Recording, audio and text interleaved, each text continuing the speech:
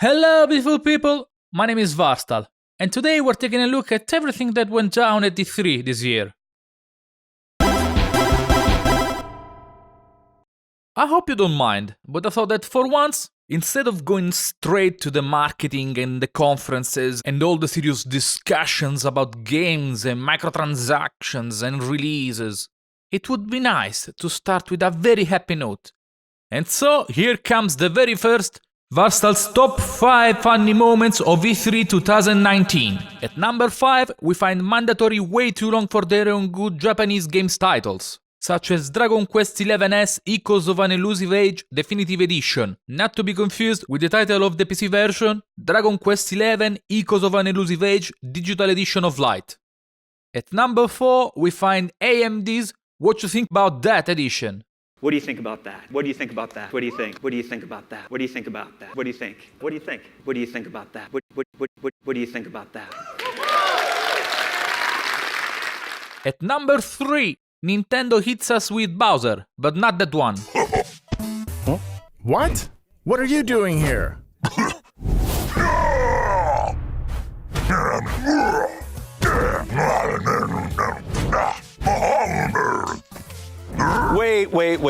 Wait a minute. There's been a bit of a mix-up. You're not the right Bowser. Sorry, but I'm the right Bowser for this presentation.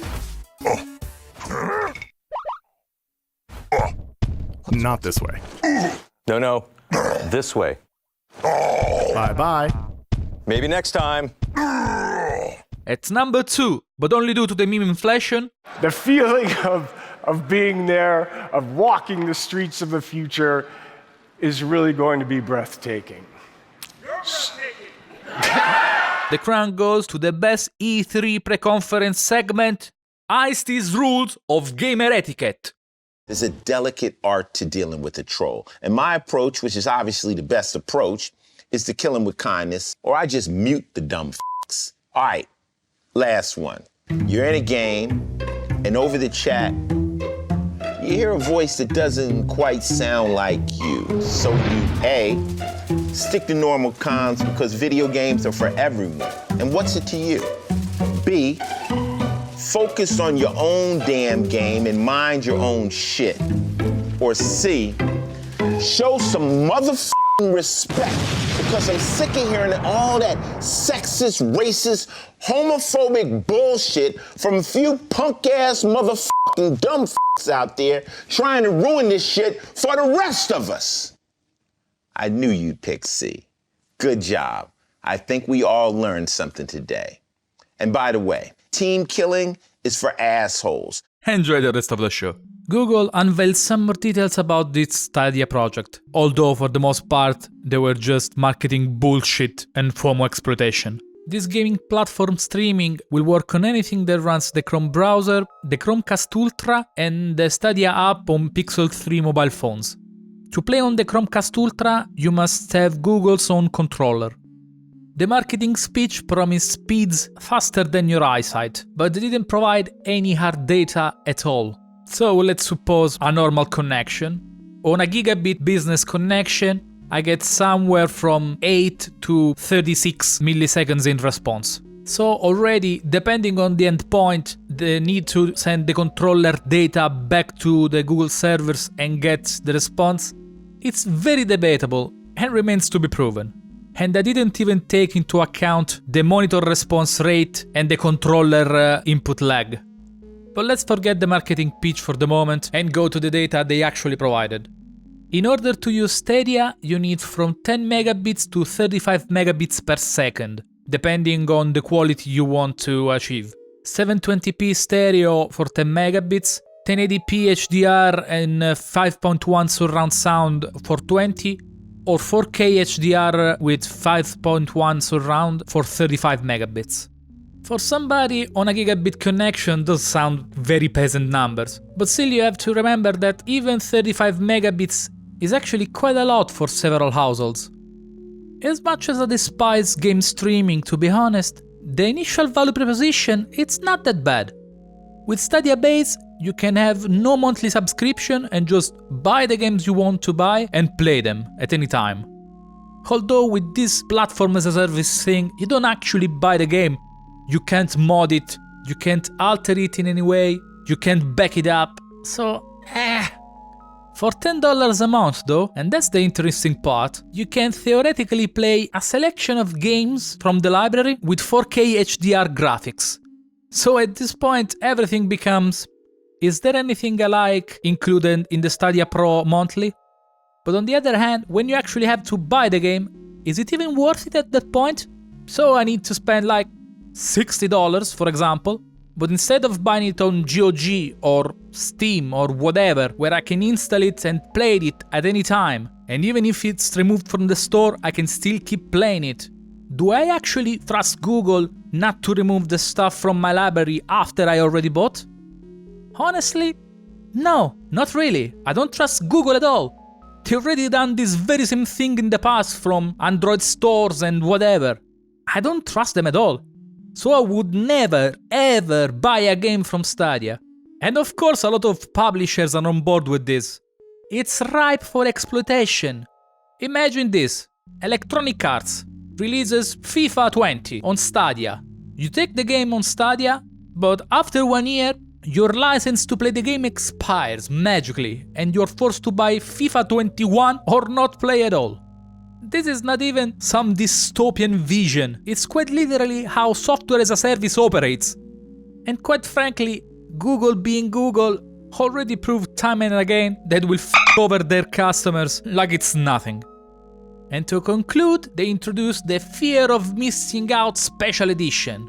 For $129, you can pre-order immediate access, Chromecast Ultra, controller, 3 months of Stadia for you and a friend, name reservation and full Destiny 2 along with the expansions that are coming out this November. And the fear of missing out is so effective that for a moment I thought, this is quite a good deal.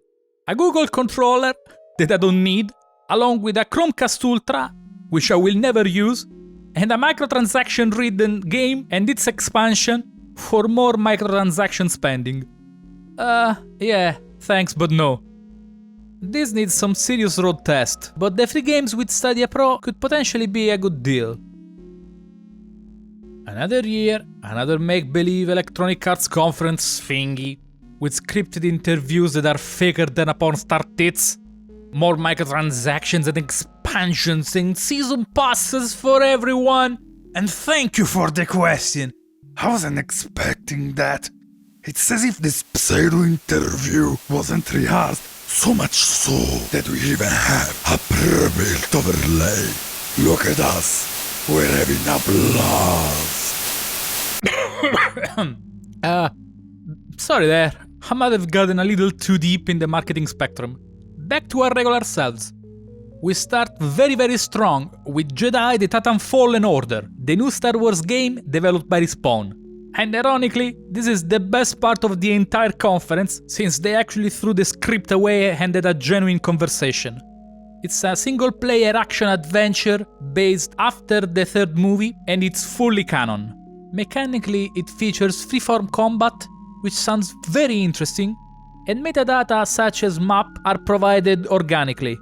While nothing particularly new, I quite love Respawn games, and I love the Star Wars franchise, and I really hope this game will be a blast.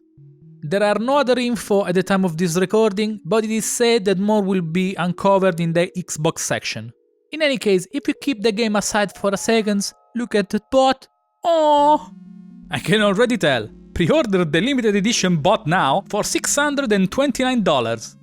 With the end of this game discussion, everything went down the drain, because with all the fake interview marketing PR thingy, I literally fell asleep.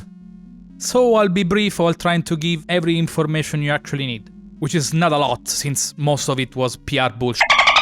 New season and new legends for Apex Legends. There are new maps and a new theater of war for Battlefield 5. There are a few mechanical changes and AI improvements. Football intelligence for the new FIFA 20 coming up this year, along with a brand new and never seen before Soccer Street mode, straight up from Windows Millennium Edition. In Madden 20, some players now have overpowered passives and actives. And in The Sims 4, you can now live on an island and have aquatic gameplay. And that's pretty much it. Anything else that's been said in this pseudo-conference was so fake that it made me question reality itself. Just like last year's conference, Microsoft is all about games and very little about talks. It starts with a game which I find instantly interesting. It looks like an action RPG, which is a bit reminiscent to me of both Fallout series and the Borderlands. And then I get to know the developer, Obsidian, the ones behind Fallout New Vegas, one of the best regarded Fallouts in the entire series. So, I'm pretty hyped about this. It's coming out October 25th. Ninja Theory created Bleeding Edge, an Overwatch reminiscent game which is a cooperative third-person 4v4, June 27th. We have a final release date for Ori and the Will of the Wisps, February 11th. A new spin in the form of Minecraft Dungeons, it's coming out in spring 2020. 4-player cooperative dungeon crawler. Some new trailer footage of Jedi Fallen Order, but most has already been said in the EA section. I really didn't watch the Blair Witch movies, any of them, or played any of those games. The phenomenon completely fell flat on me, so I have no idea what is going on with this game at this moment. But still, it's a horror game, so I will probably be playing it whenever it comes out. Cyberpunk 2077, with special guest Keanu Reeves. Okay, but let me tell you, the feeling of being there, of walking the streets of the future, is really going to be breathtaking. You're breathtaking. You're all breathtaking. All right. And finally, a release date, 16th of April 2020. Spiritfarer is a colorful 2D mining building thingy. It reminds me quite a bit of Terraria, but I have no idea what it's about, although it seems way more storyline oriented. A new teaser trailer for Battletoads, some gameplay footage, supposedly, no release date, we still have to wait. The Legend of Wright, it's a hand-drawn cardboard RPG adventure thingy. It's a game, I guess. I'm not sure about all the details. Still, it's coming out in 2020 and looks quite fabulous, to be honest. And now, in the classical fashion of too many games too little time, have a few thrown at you, just like Microsoft threw them at me.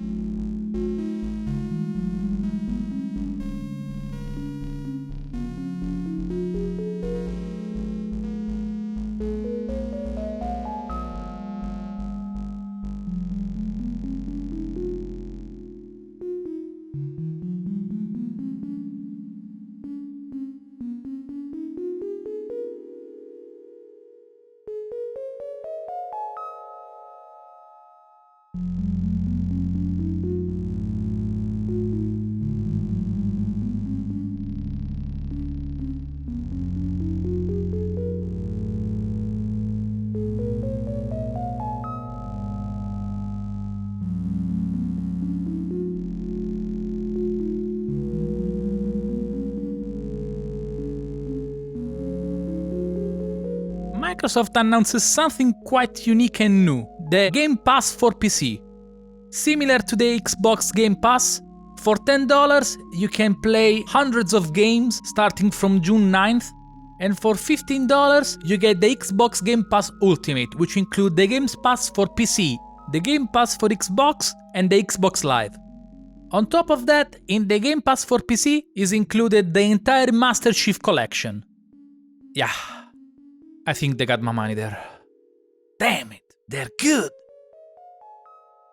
New and improved with satellite data and Microsoft Flight Simulator. I wasn't able to fly vehicles 20 years ago, I won't be starting now.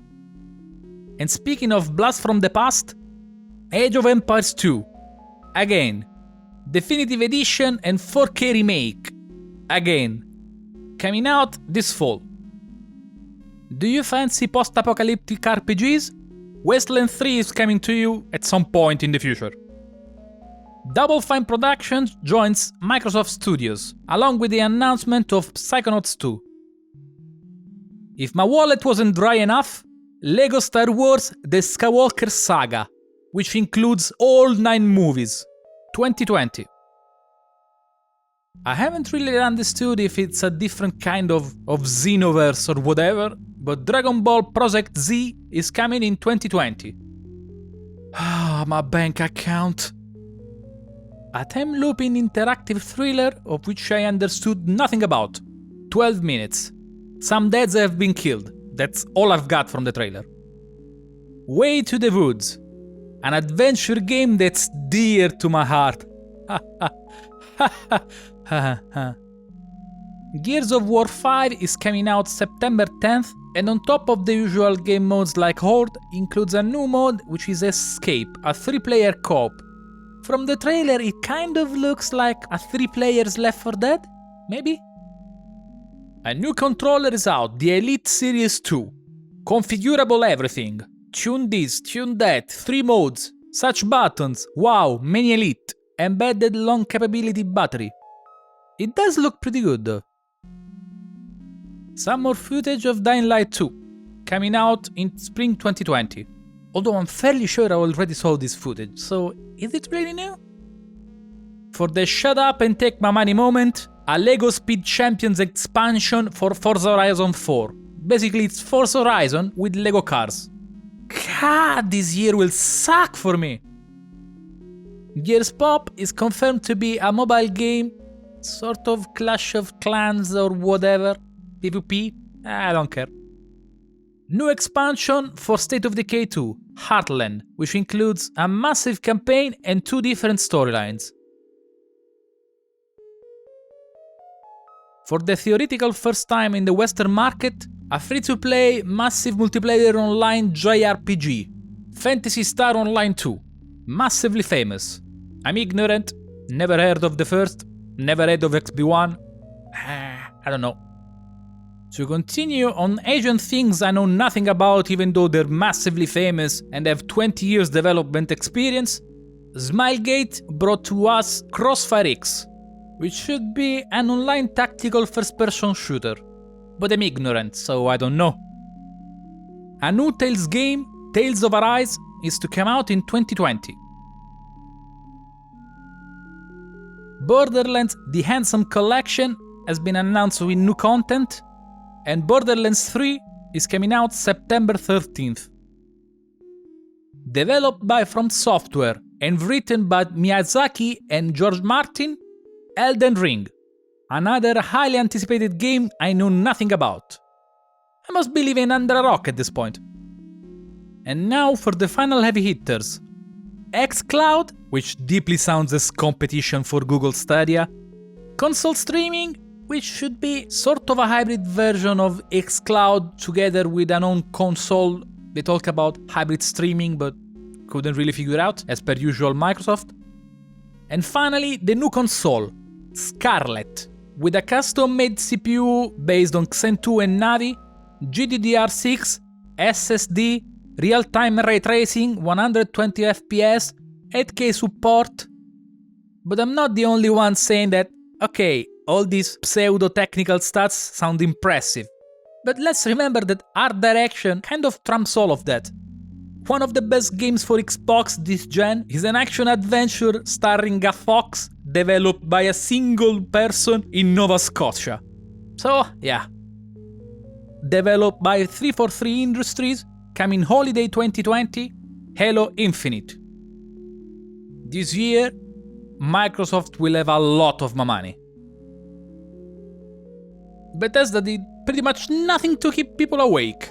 It mostly went back and forth between free-to-play games and microtransaction-ridden games like it was nothing. We start with Fallout 76 and the obligatory jokes. Yeah, you know, we fucked up, but now it's better, and apparently people are also good at heart and don't go on a griefing killing spree, so if you wanna join in, please do. They announced a new expansion, Wastelanders, with actual people now, new content, quests, even moral choices. It will come this fall for free, and there's the free trial going from June 10 to June 17th. Plus, there are the Nuclear Winter, a 52 players battle royale with rewards and perks. As far as people told me, Fallout 76 still has some pretty damning stability issues, and now they're adding more content with a 52 player battle royale. I hope everything goes well, I guess. Then there's the Elder Scrolls Blades time. New jobs, ability, jewelry crafting, Dragon Quests, it's already out. It will be also out on Switch. And there's cross-platform play and progression. Something unexpected and interesting, 2 Japanese team members of Tango introduce us to Ghostwire Tokyo, an action-adventure against paranormal evil. People start disappearing across town, and we have to find the reason why, while meeting spirits, occultism. Sounds pretty damn interesting, but no gameplay footage has been revealed. And we're back to snoring with The Elder Scrolls Online. Elsewhere, which is already out, plus the Dragonhold and more reveals at QuakeCon, blah blah blah, the new dungeon expansion Scalebreaker, and a lot of talk of dragons here and dragons there, and they show a wyvern. I'm pissed. If you thought you were done with mobiles, think again. Expansion for The Elder Scrolls Legends, and then something literally nobody asked about, the free-to-play mobile Saturday cartoon-style game for iOS and Android, Commander Keen. Oh god, why? They also reminded us that Rage 2 is out, and there's a new expansion coming out, with new vehicles, game modes, story, faction, and areas. Wolfenstein Cyberpilot for VR will be out this July, and still on July 26th, Wolfenstein Youngblood will also come out. Blazkowicz is missing in Paris, and his 2 twin daughters are searching for him. Nothing else has been shown. We continue the saga of What the Heck Is This with Deathloop, a story-driven FPS action game, I suppose, where 2 people shoot each other in the face over and over again to exit the time loop or to keep the time loop alive. Something along these lines. Then comes a business-to-business pitch, because that's absolutely not going to the gamers, and they talk about Orion, a middleware that will be used probably with game streaming that supposedly on an engine level will speed up the transfer rate to the clients, improve performance, and actually reduce the bandwidth footprint. Interesting, but very business to business. To close it off, the only thing everybody was waiting for, Doom Eternal, with new footage and coming out November 22nd. It will have a collector edition with a wearable helmet and will feature a new multiplayer mode and asymmetric battle between 2 demons and 1 slayer. More information will be revealed at QuakeCon. Say what you say about Devolver Digital, but they deliver every time. They start off with Fall Guys, something very colorful that still reminds me of a video game based around Takeshi's Castle. I love the premises, I love Takeshi's Castle, I love colored stuff. This will be an easy buy. For $4, they are also selling Devolver Bootleg, which is basically a pixely bootleg game ripping off their own games, such as Enter the Gun Dungeon, Hotline Milwaukee, and Love Trousers 3, to name a few. And speaking of pixely, Carrion by Phobia Game Studio, a reverse horror game where finally, for once, you are the horror that lurks in the shadow. It's quite an interesting concept. Enter the Gungeon arcade cabinet, named House of the Gun Dead, is in pre-order and will be delivered early 2020. I don't even know if it's a real thing, but given Devolver Digital, I'm reporting this anyway, cause the chances are it's actually true. The Messenger Picnic Panic expansion will be coming out this summer, and also one of the games I thought were a joke last year, My Friend Pedro, will be hitting the shelves June 20th. My oh my, Devolver Digital delivers again. For the first time during E3, someone used the press conference format and dedicated it exclusively to VR titles. For the sake of brevity, I will be covering only a portion of the games they showcased, but if you're interested in VR titles, you can find the link to the full video in the description. Meat Fortress, VR Team Fortress 2, but with hot dogs. Budget Cuts and Budget Cuts 2. Fight against the evil robots that stole your job and save humanity. Curious Tales of the Stolen Pets by Fast Travel Games is a pretty nice and cute puzzle game. You can explore and alter this miniature world. Looks very cute. This is one for the ages. Doctor Who: The Age of Time. A first-person action adventure, and finally you can actually see that the TARDIS is bigger on the inside. Lo-fi. You're a cop in a virtual environment patrolling the streets. It's actually weird, but the thing that brought me in was the navigation while patrolling, and also the holographics, very similar to Elite Dangerous.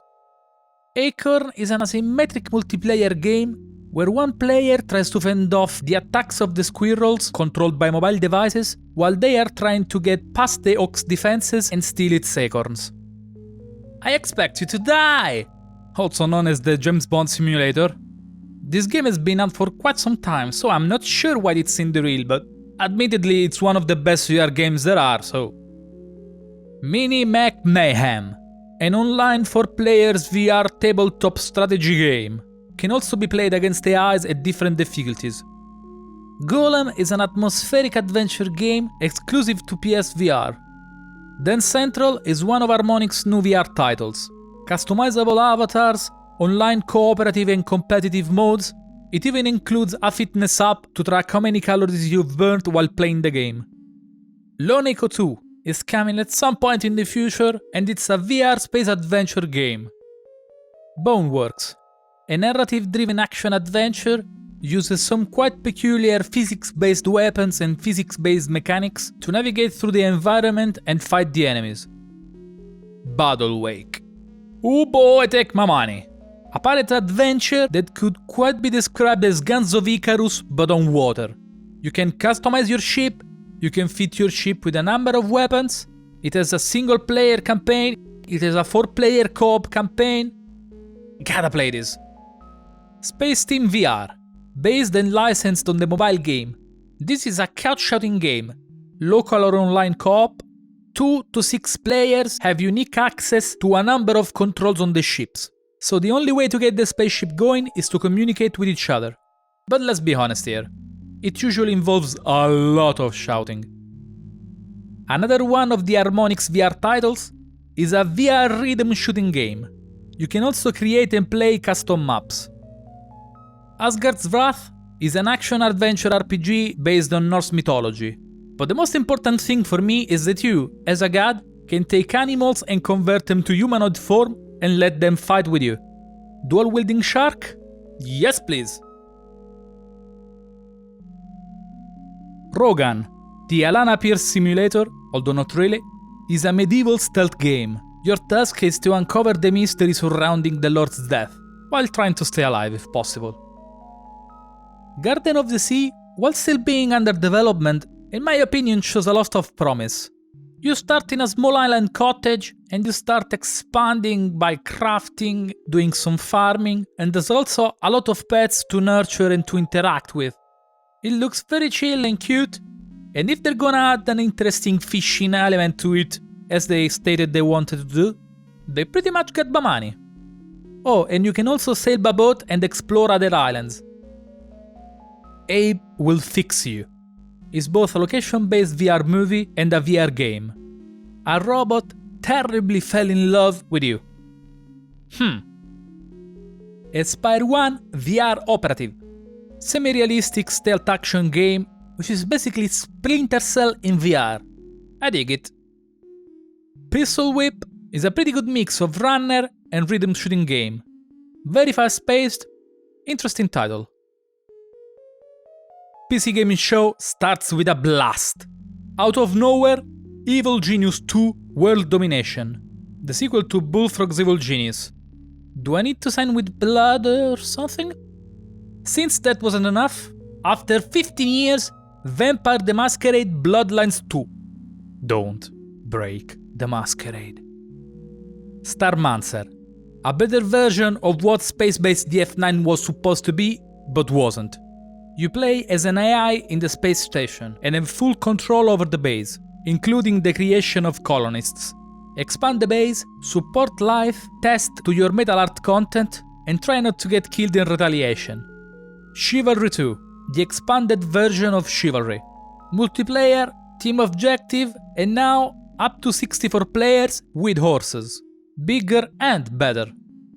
Mosaic, a dark and atmospheric mysterious narrative game where you play as a guy strictly following routine up to one specific day when things happen. Also, Blip Blop is already out on iOS and Android. Midnight Ghost Hunt.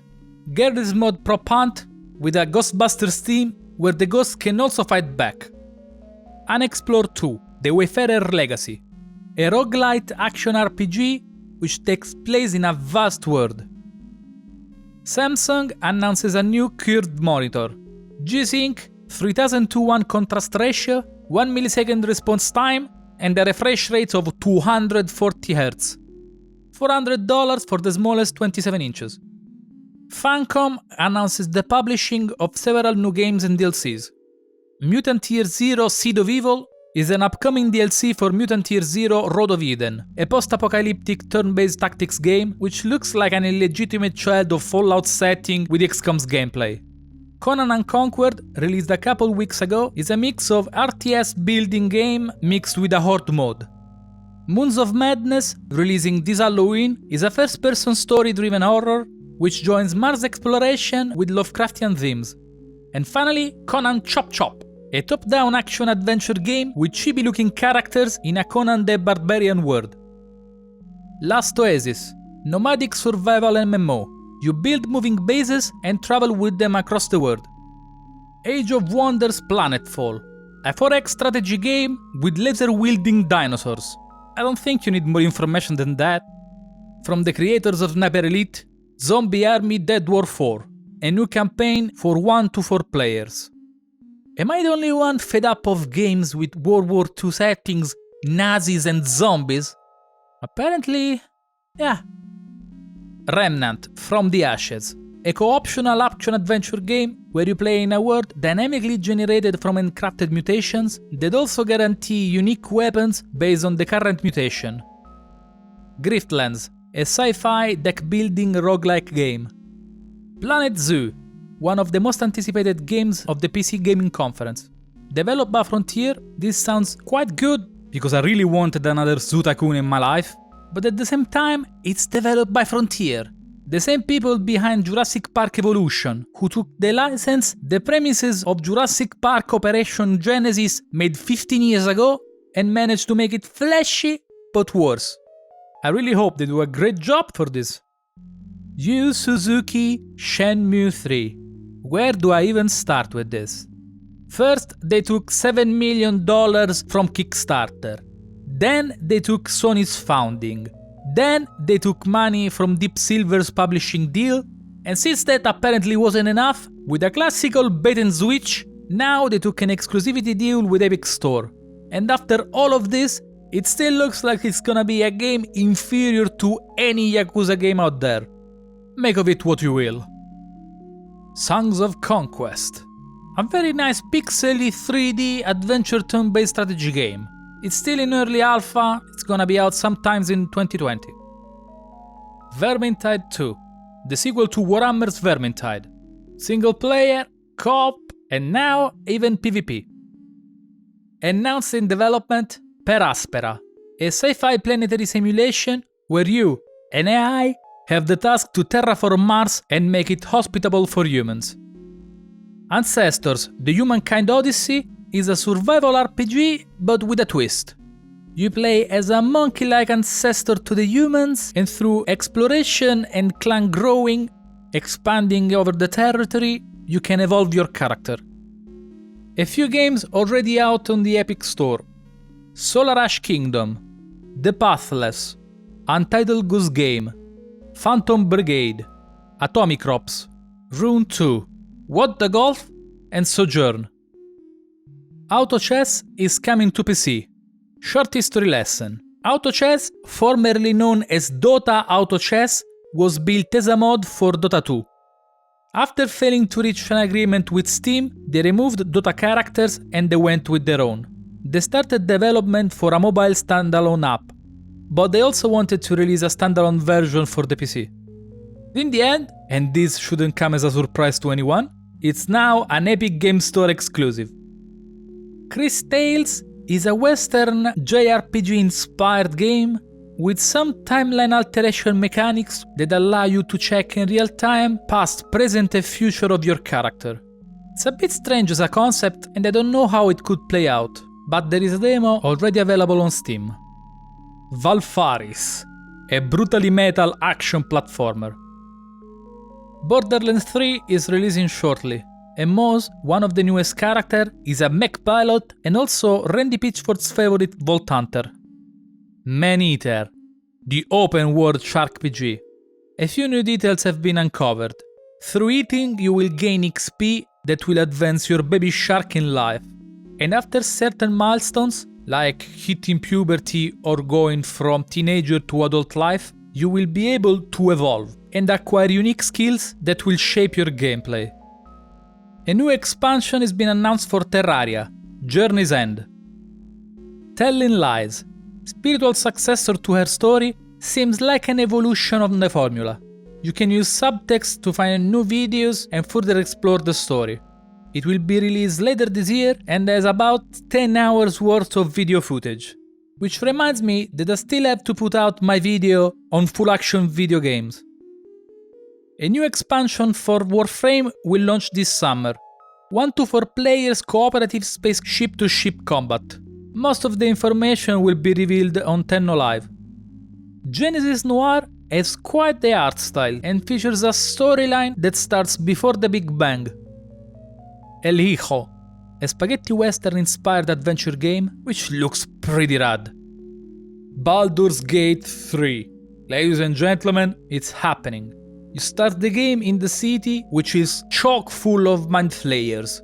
Based on Dungeons & Dragons 5th edition, has also a pen and paper prequel to the game itself.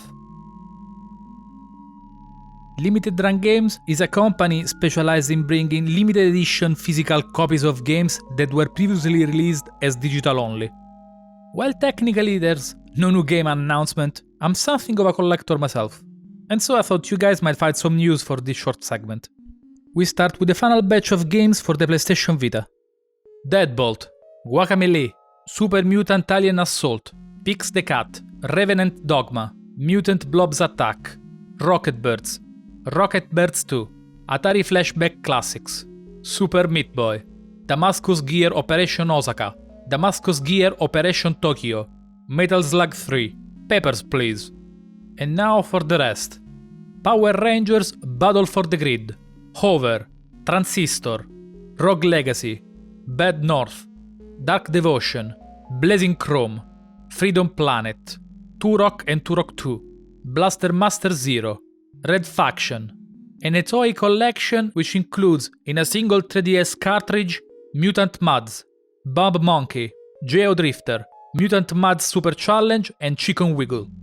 The 25th anniversary edition of Corpse Killer and Double Switch, Real Mist, Mercenary Kings Reloaded Edition, Shenmue 3 Collector's Edition, of which there are 1000 copies for PC and 4000 copies for PlayStation 4, Star Wars Bounty Hunter, and is also hinted that they're working to release definitive Collector's Edition of classic Star Wars games in collaboration with Lucasfilm Games.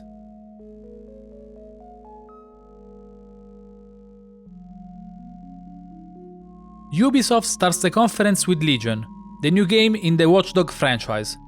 Aside for the usual nothingness with Shatter in the background, which is so common in Ubisoft game trailers, I get some really bad vibes from this.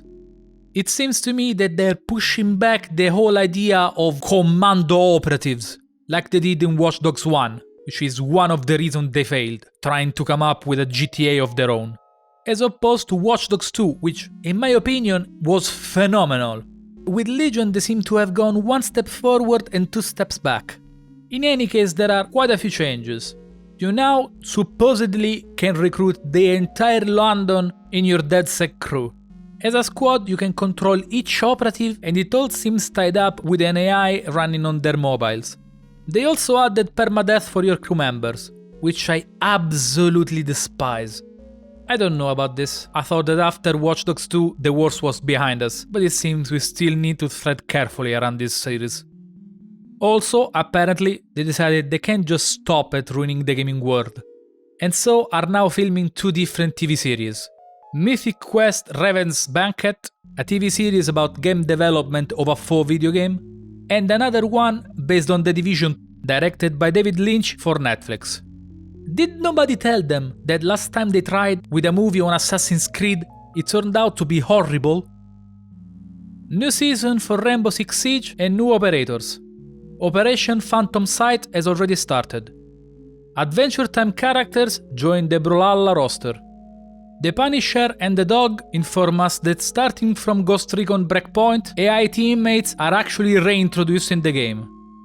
A massive crossover between Splinter Cell, Ghost Recon, Rainbow Six Siege and The Division is concocted into Tom Clancy's Elite Squad, which is this thing.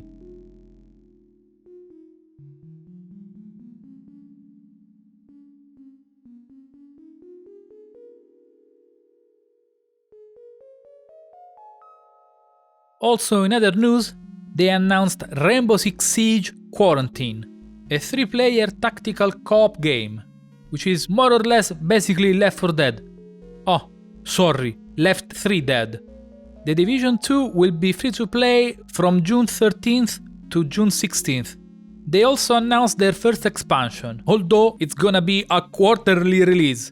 You start playing one part now and you will end up the expansion somewhere in 2020. In case you're getting bored between each episode of The Division 2, they announced Uplay Plus subscription service. $15 a month, both classic games, new releases and all DLCs, starting this September. Which begs the question, if I can play a new game and all its DLCs for $15 whenever I want, why the hell should I buy $60 to $150 worth of digital releases? Did they actually think this through?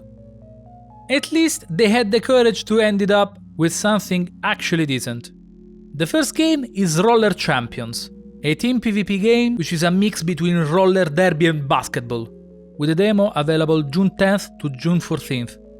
And the second one, which they provide mostly no information at all even on their website, is Gods and Monsters, which seems based around the Greek period and the Greek mythology.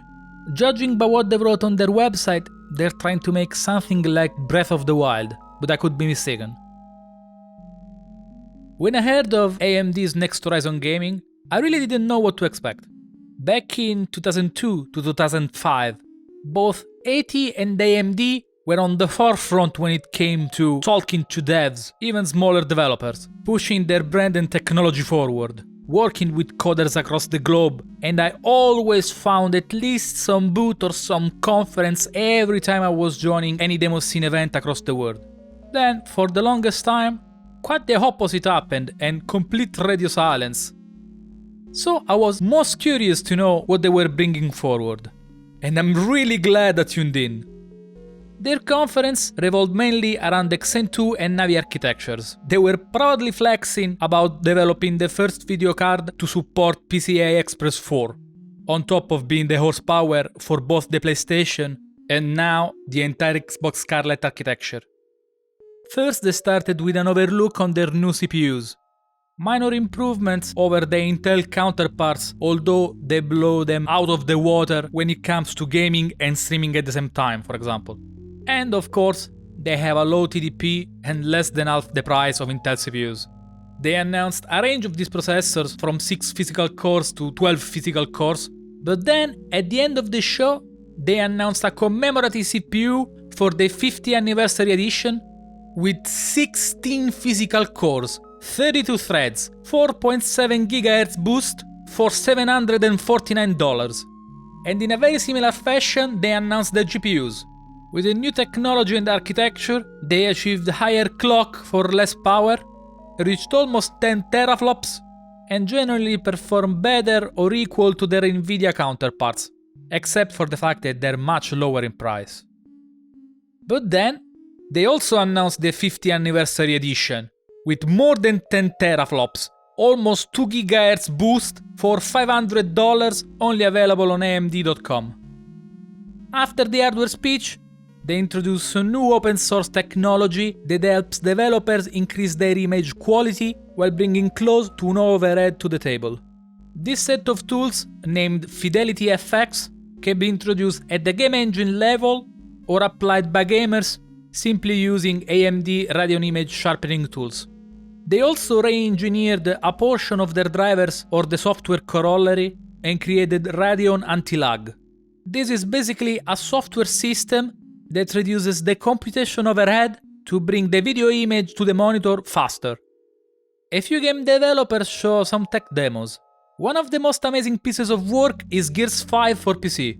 On top of using AMD's Fidelity FX for all sorts of processing, like bokeh filter and temporal anti-aliasing, they also announced that everything, including the cutscenes, will be in real time only, and that on PC everything is run uncapped, on top of the support for 4K and ultra-wide resolutions. Pitchford shows how Gearbox is using some of the new AMD technologies, and let's admit it, both the HDR and sharpening are doing wonders, and also boasts the fact that Gearbox signed a multi-year partnership with AMD. Unity shows its latest technology, HDRP, which is coming in fall 2019. Shows a pretty nice physics-based visuals using some of AMD's technologies. Shows the results of Fidelity FX upscaling, 4K-like image quality while internally rendering at 1440p, and then proudly stated that their engine were running smoothly at 30 frames per second. You just could hear the facepalms all around. At the same E3 where Samsung announced 240Hz monitors. Well, thanks I guess, but I'll stick with Unreal Engine for the moment. Ubisoft shows some more footage of Breakpoint, and I must admit, it looks quite impressive, especially dynamic vegetation and screen space reflection. But most of the features, as far as I can tell, only work on AMD cards. For the kinda funny games in this showcase, I decided to follow the same rules as for the VR segment, so I will be covering only the games I find most interesting, while placing the link to the full video in the description near the timestamp. Bloodroots, a fast-paced top-down action game, very fast and very brutal.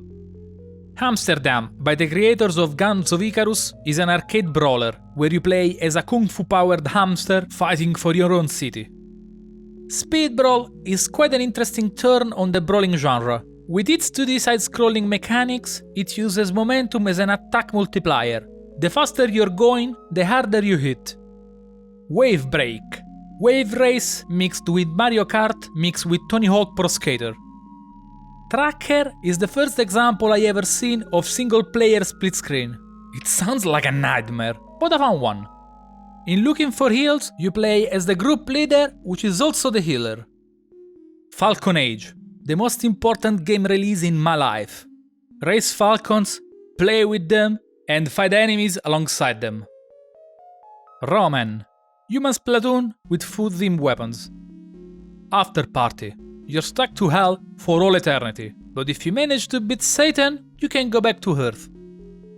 Trigger Witch, there comes a time for any spellcaster where an AK-47 shoots louder than any fire spell. Soul Estate is a visual novel about young hackers in a fascist dystopia. Freedom Finger is a quite weird bullet hell shoot 'em up with music-driven levels. Repeating Saga is an intriguing puzzle dungeon thing. The choices you make in the game shape both the dungeons and the bosses. Etherborn is a surreal mind-bending puzzle adventure game in an Escher-like world. Skatebird, also known as Tony Burb Pro Skater, although not really. Burbs on Skateboard, Game of the Year. The Garden Between is an environmental puzzle game with time controlling and reversing mechanics. Remain is a fast-action action platformer with some quite unique mechanics imported from fighting games, allowing you to chain up attacks. Also, the soundtrack is quite tasty. Undermine is an action-adventure roguelite with quite nice pixel art style. Mine and fight to improve your life. Fling to the Finish is a solo, local and online co-op and versus where you race as two characters tied with a rope across a perilous path. Lonely Mountains, a low-poly mountain downhill. Police Stories looks like reverse Hotline Miami, where you play as cops and try not to kill anyone. Includes procedural generated runs and is co-optional. Brave Earth Prologue, from the creator of I Wanna Be the Guy, is an Igavania-style game with 3 playable characters. Treachery in Beatdown City is a comedic thriller beat-em-up.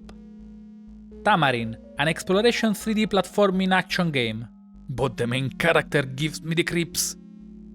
Stone Shard, a procedurally generated world where you explore dungeons in a turn-based RPG, manage your caravan while always paying attention to treating your wounds and your sanity. Stronghold Warlords, an Asian Theme's Age of Empire RTS? I'm all for it. Lucifer Within Us, an investigation mystery murder game.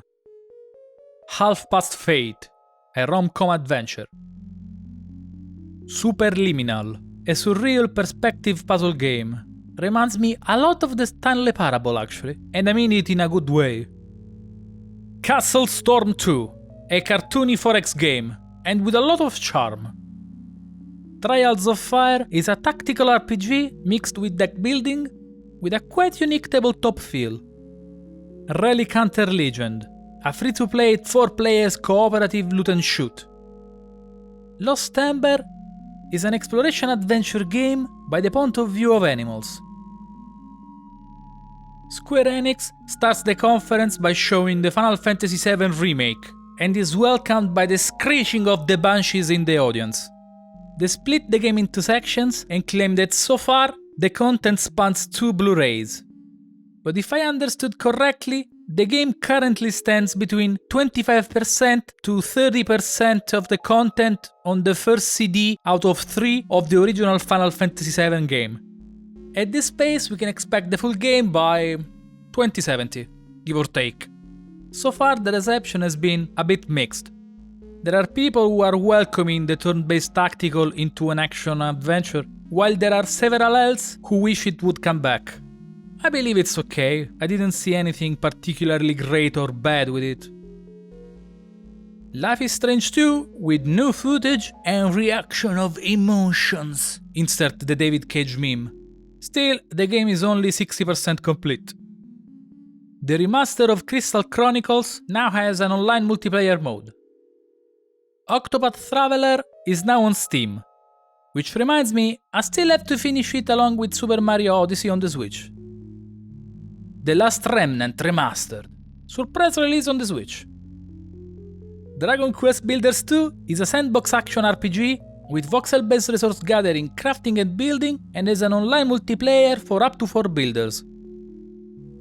Dragon Quest XI's Echoes of an Elusive Age Definitive Edition, 3D remake of the 2D classic. Circuit Superstars is a cartoony racing game that looks fantastic and also looks like a lot of my micro machines suddenly started playing in racing tournaments. I love this. Battalion 1944 looks like another run-of-the-mill online multiplayer military shooter. Also, can we stop with World War II, please? Square Enix music can now be found on most streaming platforms. Kingdom Hearts 3 Remind DLC is coming up this winter, which comes to me as a surprise, because I was so accustomed to waiting for Kingdom Hearts 3 that I actually didn't notice its release last January. Shadowbringers is a massive content expansion for Final Fantasy XIV. Adds 2 new jobs and races, and is coming out July 2nd. We are gently reminded that Dying Light 2 is hitting the stores next spring. 2 classic JRPGs Romancing Saga 3 and Saga Scarlet Grey's Ambitions are receiving a remake and for the first time a Western release. If you liked Final Fantasy All the Brevexus, you will love them in War of the Visions Final Fantasy All the Brevexus. And before you ask, no, I'm not giving up on the Final Fantasy All the Bravest jokes. A teaser trailer for Outsiders, a 3-person co-optional shooter game, is mentioned to be heavily story-driven. Oninaki, action RPG where you play as a watcher trying to preserve the afterlife.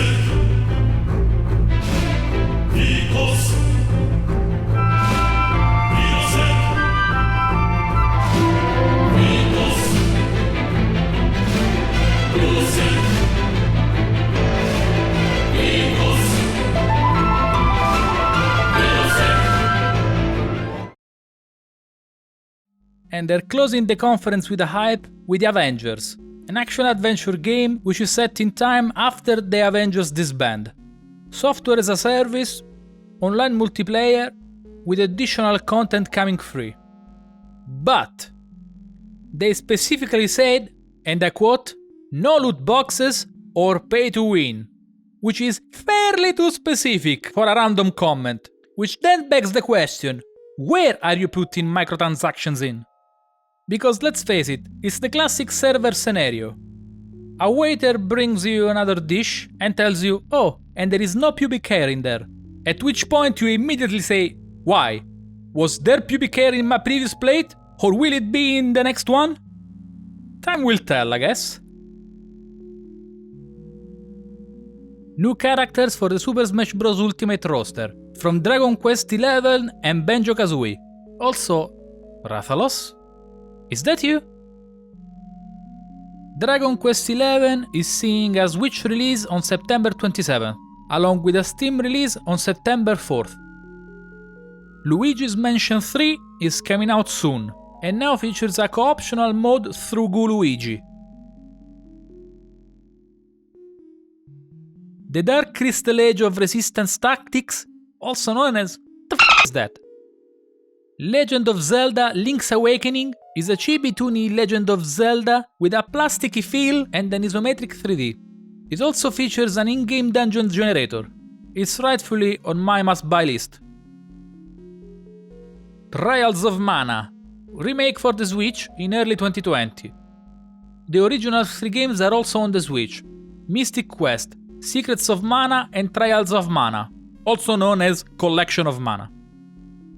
Witcher 3 has become the new Skyrim. Fire Emblem Three Houses, out July 26. And no, Nintendo, despite what you suggest, I am not going to play in Resident Evil 5 and 6 in an abandoned haunted mansion. Thank you very much for the thought, but no. And speaking of no, No More Heroes 3, 2020. Contra Rogue Core is coming out September 24th. Has been converted in a twin-stick shooter, not a really big fan. But then again, Konami is Konami. And quite the contrary, Contra Anniversary Collection is quite nice to have if you never played them all, since the Switch can also provide a portable arcade cabinet feel. Demon X Machina, a Japanese mecha shooter. Yes please, this September. Panzer Dragoon, what looks like an Underrail shooter while flying on something, is coming out this winter. Pokémon Sword and Pokémon Shield will be playable with Pokécontroller, and something happens when you play with the Pokéball with your favorite Pokémons, whatever that means. Also, there's a new temporary transformation, Dynamax. Astral Chain is a Japanese action-adventure game revolving around a brother and sister team who work for a special police task force. August 30th. Empire of Sin, a strategy game that puts you in the middle of the Prohibition era. If there is a Tommy gun involved, it's always a yes for me. Marvel Ultimate Alliance 3 The Black Order, an isometric dungeon crawler set in a different universe than the previous games.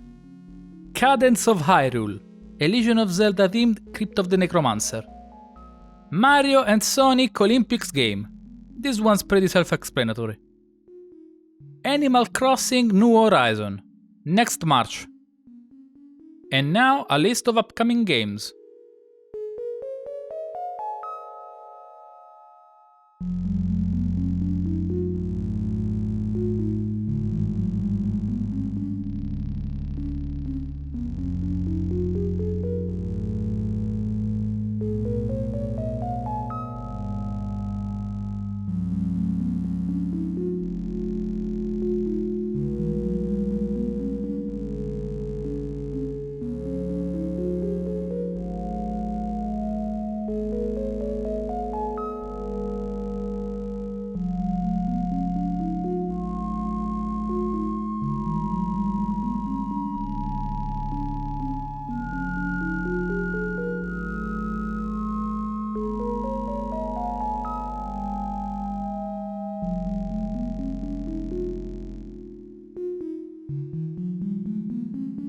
The sequel to Breath of the Wild is in development.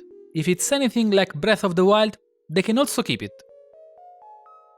And that's a wrap, folks. Not the best E3 conference, but not the worst either. Microsoft kept it real. The PC gaming show was top notch again. And I mean Evil Genius 2. They started with Evil Genius 2. I was also impressed by AMD's conference. I haven't seen them going this strong with small developers and people alike in the past 15 years. So it's a welcoming back to the roots. There are quite a few games that will dry my wallet, but I guess that's a win. And since we started with fun moments, I'd like to end with a fun moment too. In 2020, 3 players cooperative streamed games. So hot right now. I'll see you next time.